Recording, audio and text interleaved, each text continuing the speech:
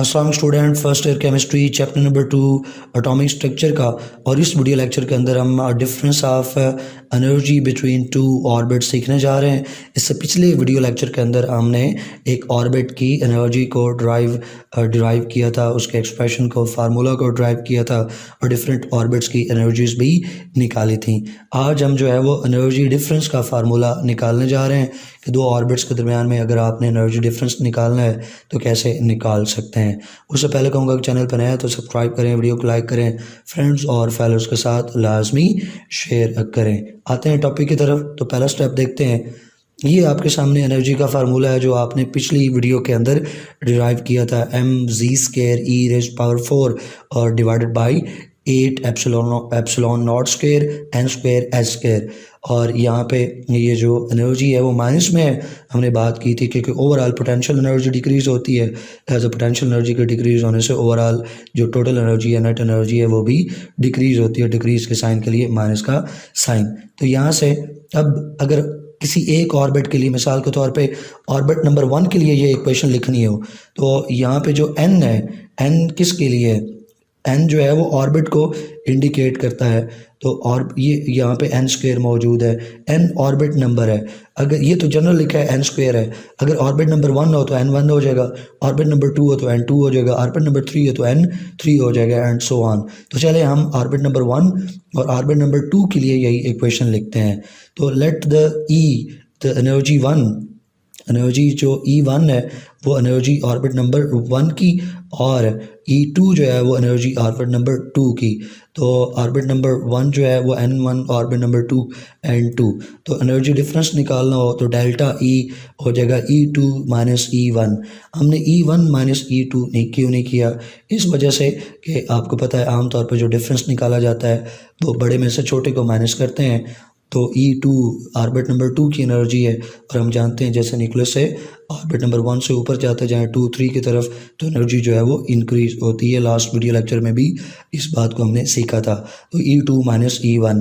तो अब हमने E2 के लिए यही फार्मूला लिखना है, यानी N2 के लिए भी यही फार्मूला आ जाएगा, N1 के लिए भी यही होगा। फ़र्क क्या है कि E2 के लिए लिखें तो N2 की जगह N2 आ जाएगा, और E1 के लिए लिखें तो N की जगह N1 आ जाएगा। तो ये देखें नीचे फार्मूला ये E2 के लिए लिखा गया है और ये जो है वो E1 के लिए लिखा गया है। चूँकि डिफरेंस है तो ये वाला जो माइनस दरमियान में है ये डिफरेंस के लिए माइनस है। और दोनों एनर्जीज जो हैं, क्योंकि एनर्जी ओवरऑल माइनस में होती है, यहाँ पे देखें पहली इक्वेशन में माइनस में, तो E2 के लिए भी एनर्जी जो है माइनस में होगी, E1 के लिए भी एनर्जी जो है वो माइनस में होगी। अगले स्टेप में क्या करें, ब्रैकेट के बाहर भी माइनस है और ब्रैकेट के अंदर भी माइनस है, तो माइनस इंटू माइनस प्लस हो जाएगा। तो देखें नेक्स्ट स्टेप के अंदर यही कुछ तो मौजूद है। ये वाला पार्ट बिल्कुल उसी तरह से आ गया, ये वाला पार्ट भी उसी तरह से आ गया। हमने किया क्या, बस साइंस को मल्टीप्लाई किया, माइनस इंटू माइनस जो है वो प्लस हो गया है। अब अगले स्टेप में क्या करना है, आम तौर पे हम क्या करते हैं कि जो प्लस वाली टर्म है उसको पहले लिखते हैं, माइनस वाली टर्म को बाद में लिखते हैं।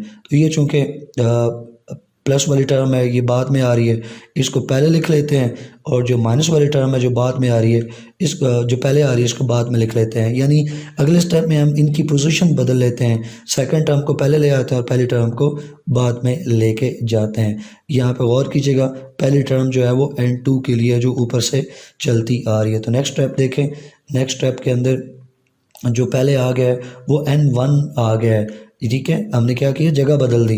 N1 जो है वो सेकंड टर्म थी पिछले स्टेप में, तो अगले स्टेप में वो पहली टर्म है। फिर यहाँ पे देख लें ये माइनस उसी तरह से दूसरे फर्स्ट टर्म जो इधर थी उसका माइनस आ गया, और फिर जो बाकी सारा पार्ट है एग्जैक्ट उसी तरह से, यानी हमने सिर्फ इनकी जगह बदली है। नेक्स्ट स्टेप में देखें तो हमने कॉमन निकाल लिया है। ठीक है, जो mg²e⁻⁴ और 8 epsilon not E²⁻⁴ s square, ये पूरी टर्म जो है वो दोनों के अंदर कॉमन थी, इसको हमने कॉमन निकाल लिया। अगर कोई वेरिएबल था तो n है, N1 और N2 स्क्वायर की फॉर्म में ये वेरिएबल है, तो इनको अलग कर लिया है। तो पहली टर्म जो है वो यहाँ पे N1 वाली, और n जो के नीचे है तो 1/N1 स्क्वायर, और फिर आगे चूँकि दो टर्म्स के दरमियान में रिलेशनशिप माइनस का है तो माइनस, और फिर 1 divided divided by n2 square. अब आपने क्या करना है कि वैल्यूज़ पुट कर देनी है जो आपने कॉमन फैक्टर निकाला है। इसको ऑलरेडी हमने पीछे एक टॉपिक के अंदर भी निकाला। हाइड्रोजन 1 के लिए जी की वैल्यू एटॉमिक नंबर के लिए 1 है, तो जहाँ जी लिखा हुआ है वहाँ आप 1 पुट कर दें। ये जी लिखा हुआ है तो जी की जगह 1 पुट करें, 1 का स्क्वायर लें तो 1 नहीं आएगा, 1 को बाकी फैक्टर के साथ मल्टीप्लाई करें तो कोई फ़र्क नहीं पड़ता। यानी जब आप जी इक्वल टू 1 पुट करेंगे तो जी स्क्वायर वाला फैक्टर हट जाएगा, तो बाकी जो है वो m ई रेज़ पावर 4 रह जाएगा ऊपर। तो यहाँ पे देख लें m ई रेज़ पावर 4 है और नीचे उसी तरह 8 epsilon not square h square है, और बाकी ये टर्म भी उसी तरह से आ गई, ये टर्म भी उसी तरह से आ गई। खाली जो जी स्क्वायर था हट गया, जी की वैल्यू हमने पुट की 1 का स्क्वायर लिया तो उससे कोई फ़र्क नहीं पड़ता। फिर अब इसको सॉल्व कर लेते हैं। ये जो फैक्टर हमारे पास m E rays power 4 divided by 8 epsilon not square H square, जो लास्ट वीडियो में भी सॉल्व किया था, ये आता 2.18 इंटू 10 रेज़ पावर -18 जॉल। तो ये एनर्जी आती है। तो जहाँ पे ये वाला फैक्टर लिखा है उसकी जगह हम ये वैल्यू पुट कर देते हैं 2.18, तो वैल्यू पुट कर दें तो ये आपके पास आ गया एनर्जी डिफरेंस। अब ये एनर्जी डिफरेंस जो है ये दो ऑर्बिट्स के दरमियान में है, एक एटम के दो ऑर्बिट्स के दरमियान में एनर्जी डिफरेंस है।